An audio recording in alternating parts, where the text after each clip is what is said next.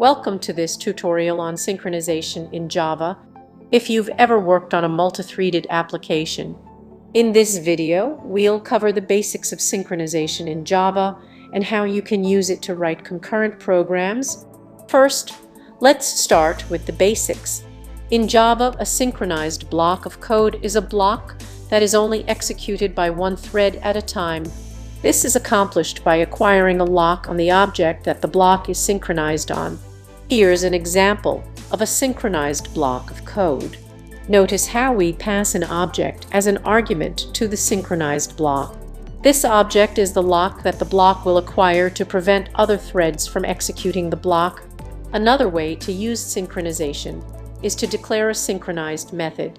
When a synchronized method is called, the method acquires a lock on the object that the method is a member of. Here's an example of a synchronized method. Finally, it's worth noting that Java provides a number of synchronized data structures, such as concurrent hashmap and collections. Synchronized lists, which are designed to be used in multi-threaded code to ensure data integrity.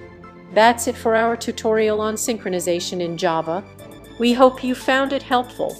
Good luck in your future programming projects. Thanks for watching and happy coding.